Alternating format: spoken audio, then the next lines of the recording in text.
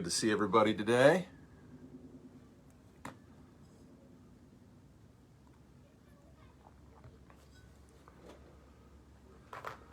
All right.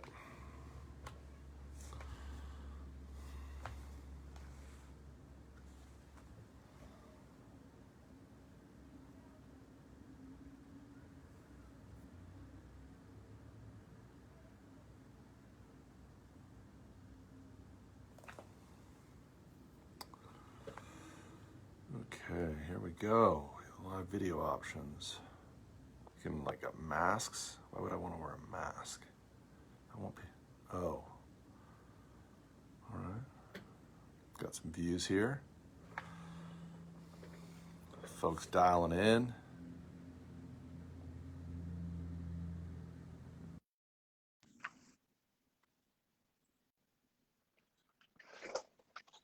Hey, Carrie. Hello, how are you? I'm good. How are you? Good, I'm glad this worked. I was getting worried. Yeah. Well, it's always after the first week. It's always up in the air whether this is gonna turn out or not. Yeah, but it is. It's good. Here we are. Well, it's so good to see you. You're freezing up on me. Can you? No, I actually am at my. Can you hear me now? Yep. Okay. No, I am actually at my parents' house, which is a gift because I was a little bit concerned about doing a live interview with a 3-year-old who is unpredictable. So we are here for the next 30 minutes so that adult eyes can be on him. Here. Well, thank your parents. That's very kind of them. Well, they are a gift. So I'm really grateful. Indeed. Is that a Van Gogh? Is that an original Van Gogh behind you? Yeah, I am 100% confident it's not an original. Yeah. But yeah. They're hard to come by. Yeah, they are.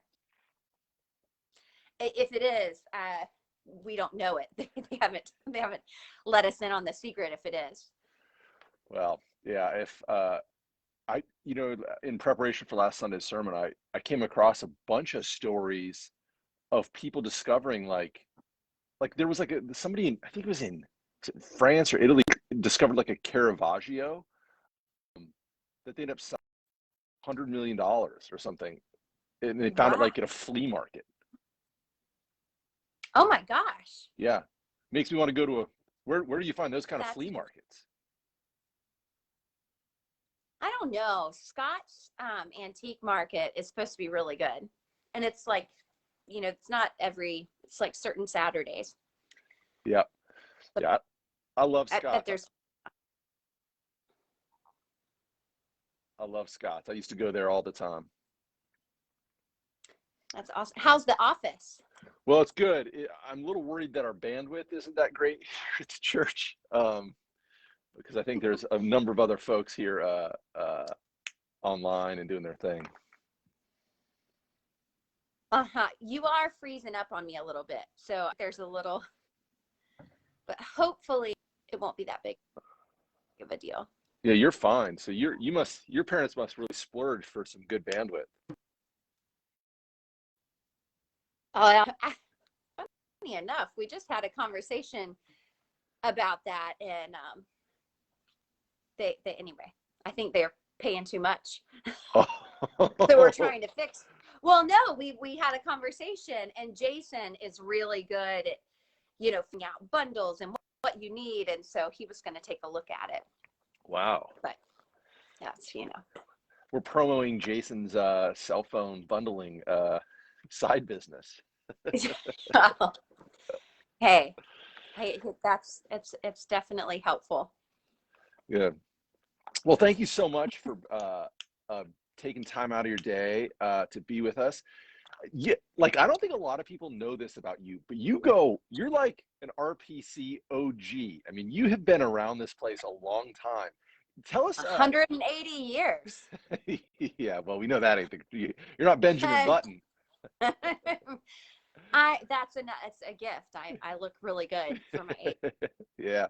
Well, Yeah. how far back do you go at RPC? 1991, I believe, is when we became members. But we go back, we visited before that, but I know that we have officially joined in 90. So Cy Mallard Wow. was the pastor, which was awesome. I remember this is before we had that big parking lot. That thing used to be a field. There was this old house that was the office. We had interims after that before Lane. And Lane, so I was confirmed. Jack says he wasn't even born yet. I was confirmed at RPC. I got married at RPC. Both of my babies have been baptized there, ordained there, obviously. So Yeah. we've been there for a long time, though. And for those people that watch this later or now that have been around for a long time, I even got to have Annie Mae Funderburk as my 5th grade Sunday school teacher. And Annie Mae was like a legend. And every week we'd come to Sunday school and she'd have these cookies for us wrapped in tin foil. And it was so wonderful. So for the people that go way back, they will appreciate that. That is so lovely. One of the cool things I think about that is that sometimes I think we take for granted is that you have this like great arc where it began, where you were on the receiving end of children's youth ministry, all of this, and now you're on the other end of the arc where you're actually like running it and doing it and leading. How did your experience and how does it inform your leadership now in pastoring? Gosh, it's really mind-blowing when I think about it, because this was never kind of the trajectory. I never thought that I'd be back at RPC serving. In fact, even kind of how my call happened is interesting. But it's become it's a beautiful thing. And so it's just this constant reminder for me as a leader too, that I just the great leaders that have been here in the past and the legacy that they leave, and then but so excited too to see how come and then how far. I mean, I know that we're going, how God is using our RPC and will continue to work in the future. So it certainly informs my leadership, really being able to think about what makes RPC great and how it's informed my life, but also how we're moving forward. Yeah. So I don't know if you'd be willing to share, but would you be willing to share kind of how you were called to ministry and your call story? Absolutely. Some people have heard this a lot. I preached at one point. But so when I was 17, I am active in the youth ministry at RPC. I knew that that God was calling me to ministry in some form. And seminary was kind of like this distant thing, if a thing. And I've shared this with some people. I thought, people that became preachers were old. And so long time for me. So I went off and I studied education and psychology, did a lot of research in educational psychology and things like that. And began my career as a middle school teacher. And there's other parts of this, but as I was teaching, I had gotten involved back I'd been involved in several different churches, but moved back and was teaching at East Cobb Middle School and got involved with RPC again and in the youth ministry. And gosh, maybe 3 or 4 years into teaching, I mean, I love teaching. I did not shake this feeling that I was supposed to be going to seminary and that this was something I should do, and it wouldn't go away. I mean, and actually I was very comfortable. I was good at my job. Everything was going well. And I didn't really, and I'm thinking, how am I going to pay for this? All these things. And so I went to talk to Lane about it. And I remember sitting in that office that you're in right now and telling about this, and him looking at me. I had three heads, like, what are you not getting? And he said, Carrie, this is what we call a call. And little did I know, he also then got on the phone with Columbia, even though, and told them that I'd be applying. So anyway, so even though I didn't know, I was going to research other places. And so that's really how the call began, at least to seminary. And then through that, I didn't know if church ministry was where I was called. I always thought I would probably do some sort of validated ministry and nonprofits. And as I continued through ministry or through seminary, God really used a lot of his experiences and what I learned to help lead me to where I am now. Mm-hmm. So. Well, It's probably more than you wanted. No. I love every time I hear that story, because I can just imagine being able to just recognize somebody's gifts and somebody who's so clearly called to ministry, and then just to call them out and to send you on your way. And I'm just so thankful he did that, and because it takes a lot of courage. So a lot of people probably don't know, so that's how it began, but it was kind of a winding road after that. I think, just give us a thumbnail sketch of kind of that winding road that brings you to this point today. Gosh. Well, first of all, I think that if I knew what that road was, I'm not sure I'd be where we are. So I'm really grateful. I don't think I had really any idea how windy that road would be. So in this time, I went to seminary for like a million years, working full time. And so I got accepted to seminary when I was engaged for a year, because I thought that's probably not a good idea to start seminary and get married. I want marriage to last. So, and we were living in Peachtree City at the time, and I was commuting to East Coast. Jason was commuting to Columbus. So Decatur seemed a little not wise. By the way, could you just, Carrie, and they're could you just say that again? Jason was commuting to Columbus, Georgia? Right. We lived kind of in the middle, a little south of this. He's commuting there, I'm commuting here. And let me tell you what a saint he is. Once we moved to Roswell, he was still commuting to Columbus every day, which, yeah, he's a saint. So we had that. Then I started seminary, and we had moved to Roswell, and I was still teaching. And at that time, Columbia had a night and weekend program that had just started, class of the night and weekend program. Turns out they suspended that program in the middle of my time in seminary, but I was not told that it was suspended. So that was interesting. So I found that out. But what was really lovely is I had started a job at RPC, which allowed me much more flexibility to take seminary classes and kind of rearrange my schedule. And kind of how that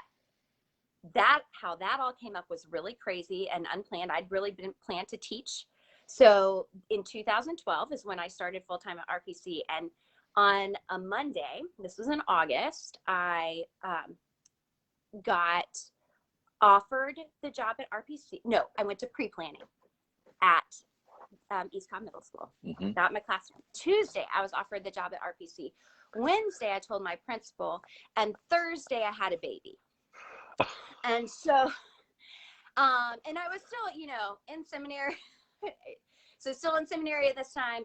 And then just fast forward, having a baby while in seminary, teaching him, the Hebrew alphabet before the English alphabet, all of those different things. We had several different moves. Got the job at RPC. My was changed and morphed at RPC. Didn't know that I would end up getting ordained at RPC. There were certainly so many changes. And we had this new senior pastor coming right when I finished seminary. And I mean, we didn't know how that was going to work out. Yeah, we still don't. But truly, and this is a part I appreciate so much about you, and how when you came into this role, and our conversations that we had as we looked at what was next, and the way you continue to encourage me and allow for opportunities for me to into this place that I felt so clearly called to. But I really appreciated that. Well, it was so obvious to me that you were called here, and you're so gifted in so many ways. You've been involved in youth ministry, children's ministry for a long time. And I think for a lot of folks, I think it'd be interesting to hear kind of what's your perspective on how kids and youth culture has changed over the years, and how is it different now than maybe when you began? Gosh, well, it's very different now. I think one of the biggest influences that has changed our youth culture in particular is social media, which is not a surprise to anyone. But the connectedness that they have all the time, which can sometimes be a blessing, but misused, it can be a curse, and we've seen how that has happened as well. And the iPhone really, and connecting. So the ways that you connect in ministry to adapt and change based on what's going on in the culture. And so, it used to be, kids would get dropped off and you had them, and that's where you're connecting. And it's really a lot more work. It's to keep up with the ways that they're connecting. I'm constantly learning about new platforms. In fact, our youth staff learned about a new one last week. And what was it? Figuring out how they work and how to use those as tools, but also it brings about challenges of how people are connecting in different ways. Or when you're at church, it's in a group, there's things that, other opportunities, somebody's texting you or this and that, to not be there and connected. I love that Jeff Luce said MySpace. Yes. Yeah, he's old though. He's old. OG. Yeah. But I would say that definitely the way people connect and engage is so different, particularly in the youth culture. And so it's in ministry, figuring out, again, how to use it as a tool, but also how to model and teach and help figure out boundaries and what's healthy and not. And so. Yeah, absolutely. Yeah, it's funny that we're talking about social media while we're using social media. So right. But this is a tool. This is a way we're using it as a tool. Exactly. So I'm interested, over the last year, I think social media and technology has been really helpful in bringing people together and connecting them when we've been physically isolated and separated. And one of the things I really appreciate about you and your team and your ministry is just how you've innovated over the last year. Could you kind of review kind of how you innovated and your approach been? Because, if you're like me, you missed the pandemic class in seminary. So this is giving you an opportunity to think creatively. Yeah, even in my winding road. Exactly. So how have you guys adapted? Yeah. Well, I have to give a huge shout out to our discipleship team, that both the youth staff, the children's staff, because without them and their willingness to jump in and to be creative and to think outside the box, this certainly isn't just a me thing. I couldn't do this alone, but that really has been our approach, is let's keep learning new things, Because nobody's done this before. We haven't lived in a pandemic before. We haven't done ministry. So at that time, there were no we know our best practices in a pandemic. Right. At that point, although we write a book on that now. So really the way we approached it was with this common understanding that ministry doesn't stop in a pandemic, and to take off any kind of expectations of how we thought the future was going to go, really lean into God and where God was leading, and being willing to learn new things and get creative and get out of our comfort zones. And, that sounds like, oh, well, obviously that should be the way, but really having a team that we're all invested in that approach, and being willing to say, being okay with failing. If something doesn't work, well, we're going to start over. And so really, and being able to have that safe space to fail too. I will say, I think we've had a lot more successes than we have failures, which is good. Yeah. And knowing that the God's at work, even when there's a pandemic. And so we were all, and still are invested in that ministry. And I will say the other thing that I think has helped us is humor. Yeah. So, sometimes we just have to, they're really hard situations. And I'm not making that, trying to water that down, but being willing to laugh with one another and, just really figure it out as we go. Well, and absolutely. I didn't walk through any specifics, but we've learned a lot of things. We've learned how awesome parking lot fellowship is. We have learned, finally, this semester, we figured out how to do Zoom Sunday school really well and engaging and, ways. And we're willing to learn and be creative. Absolutely. Yeah. And I think sometimes over the last year, you kind of have to laugh to keep from crying at times. And I think a lot of us, I think. Or laugh and cry. Yeah, the tragic comic. And so I appreciate your leadership of your team and the innovation. And I think one of the fun things I did early on was I kind of just did a personal study of Christian ministry throughout the years during pandemics. I mean, in the first, several hundred years in Rome, there was a huge pandemic, and the Christian church really established itself and differentiated itself from the broader culture because it was willing to think creatively, to step in, to help people, to help those who are hurting. Martin Luther, there's a lot of folks. And so it's fun to I never thought about it before, honestly. And to find ourselves in that tradition and say, how can we learn from the past to continue to move forward and do the ministry God calls us to? So that's awesome. So a lot of us have had to juggle, ministry and parenting. And I would be interested, you've got 2 kids, you're a wife. How have you balanced all of this while doing ministry and staying so busy with that, but also being a mom?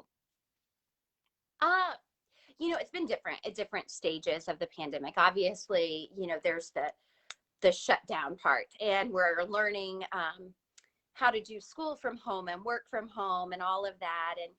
And I think at the very beginning, it was just kind of figuring out how to give myself grace on a daily basis of you know what?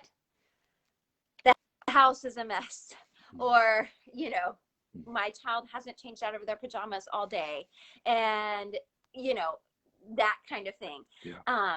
And just kind of figuring out how to do that, but also giving myself grace as a mom, where I know for me, I would 100% extend that grace to someone else, but I think we're always harder on ourselves. I would be remiss if I didn't say, as the pandemic went on, my mom has been instrumental, and we kind of made some decisions at the beginning about what we needed to do in order for her to be able to help out, particularly with the 3-year-old. And so she does Mimi school 3 days a week, and we are really, really grateful for that. And then I will say being actively engaged in a faith community, even creatively, my Thursday Bible study has been, so this is a group of, this is moms from the church and some from the community. We meet at 8 p.m. on Thursday nights, and anyone who knows me knows that 8 p.m. on a Thursday night is not my ideal time to do Bible study. I'm much more of a morning person. So at 8 p.m., I'm, hitting my face and trying to stay awake. And we had several, moms that said, oh yeah, I don't know that I can do this. We're exhausted by the end of the day. And, a lot of them working and with kids, same situation. And it has been such a life-giving time to be in scripture, to share in community, even over Zoom. That's not nobody's ideal, but I have realized what an impact staying spiritually connected has been, being a mom and a wife and working and figuring out how to balance. And I think a lot of people have as a pastor, there's a 40-hour work week. Right. I think, it's more than that. And it's even easier to work all the time when work is at home. Right. And so really kind of early on realizing, oh gosh, I've got to make some changes because I can't be working all the time, and trying to establish being mom and being wife and working all in the same environment. Right. Yeah. I think everyone in our culture is, wrestling with that. And I think I want to say that if folks are interested in joining a community group, we have a lot of opportunities to join groups for people to gather over Zoom and on Sunday mornings at various times during the week. And I think your leadership of that group, I know, has made a huge difference in those women's lives. I'm always curious. It's been kind of fun to, have seen you since you've gotten ordained and you've gotten in the regular preaching rotation, and to kind of see you grow and develop your style and kind of your approach to preaching. What's your process in preparing for a sermon? So it starts obviously, weeks before, kind of figuring out what scripture you have assigned. So, at the beginning, it was like, oh, good, it's Mother's Day, and we're throwing moms and kids into the lion's den. Or I had to preach on oaths and divorce and adultery. So my first step is forgiving you. And then after I've forgiven you, no, just kidding. But I go to the scripture, and really that's where I start first. Is I sit with the scripture, I read the scripture. I do that several times before I really get into studying, is just sit with the scripture. And then I have some, and I think Julie mentioned this the first time, some particular resources that I like to use to help me in my study process. So my next step is I really study scripture, study the context, study, what was happening at that time. So historical, the literary, theological studies, and then what kind of resources do you use? Can you hear me? Yeah. I'm off now. Oh. So there's like a lag, and I'm hearing myself talk. No, it sounds great. So one of my favorite commentaries is Feasting on the Gospels. Some people love it, some people don't. I love it. And I think that a lot of the people that have contributed to that are people that I really admire. And so I love reading their, theological interpretations of the scripture and their exegetical interpretations, homiletical, and it really approaches scripture from several different viewpoints, and I really appreciate that. And so that's a commentary that I love if it's available. And so then they're studying, and then there is thinking about it, where is God lead through this, and making notes and researching whatever else might go along with it, and how where I feel like God is leading for our congregation as well, in our particular context. And so, and then it happens. And yeah, it does. But a lot of work. But there's a lot of writing. And yeah. The other thing that I didn't mention is, depending on the topic too, I do love to talk to others about it and how they have engaged it, scripture, or if it is something that I feel like they can offer advice on or perspective. And I really love to hear from different people, and that often informs to kind of the sermon. That's awesome. That's awesome. As we kind of wrap up here, I was wondering, like, what are your hopes as you look to the future? What are your hopes for the ministry at RPC as you kind of, as we're trying to move into the future wisely, but also purposefully and on mission? As you kind of think about your leadership over discipleship and your teams, what are your hopes and dreams for the future?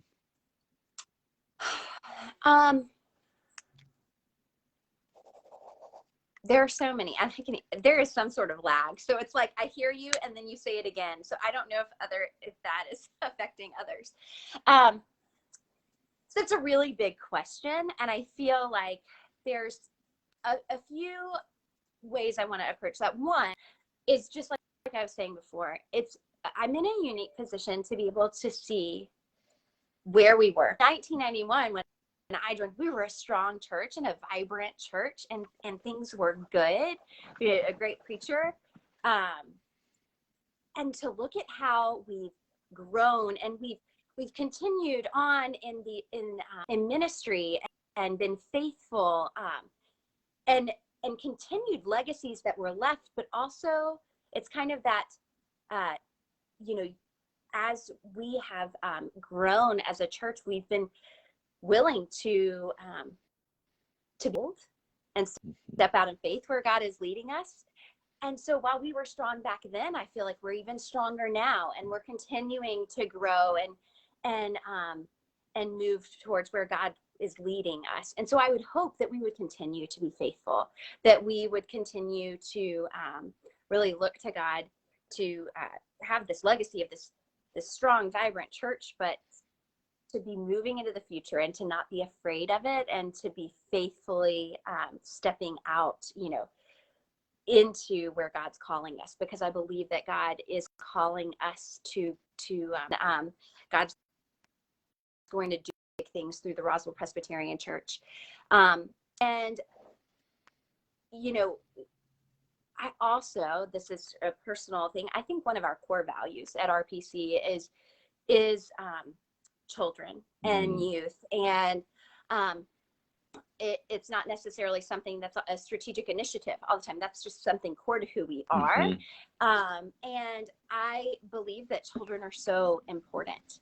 And when we baptize, what we're celebrating, whether you're young or you're old, is that you belong, and you belong to this to God's family. And it is so important to me that children and youth know that in telling them they don't belong in so many places, that they belong here. And it would be my hope that we would, and that this would, RPC, whatever it looks, continue to be a place where children and youth can be nurtured in their Christian faith and grow and know that they belong. That's beautiful. That's beautiful, Carrie, and I totally agree with you. Well, thank you so much for taking time to talk and have a conversation. Hopefully it's blessed some folks to get to see and hear from you in a little different venue than we're used to. So next week I'm going to interview Dr. Randy Jackson. And so, Carrie, do you have any suggestions about things I should ask him or talk to him about? His theology of the mustache. Carrie, I can guarantee you the mustache will be brought up. Yeah, I know. I don't know. There is such a wealth that you can talk about with Randy. I don't think you'll have any problems coming up with things. I think Randy will offer things, even if you don't ask. Yeah, I think, yeah, I might get one question in and then he'll take the rest of the time. I know, but and it may be what is it like to serve alongside your daughter Hmm. and your daughter-in-law? That's different. Very much so. um, no, but I think that there's a lot you can talk about. Yeah, we'll have no problem. Well, thank you so much, Carrie, and thanks everybody for Thank you. tuning in. It's been really fun to close the distance as we're physically separated, but still to gather in new and fresh ways. And we look forward to being together in person, hopefully soon. Uh, Continue to stick together and close the distance. All right, Carrie, have a great week. Thanks, Steph. You Thanks. too. Bye bye. Bye-bye.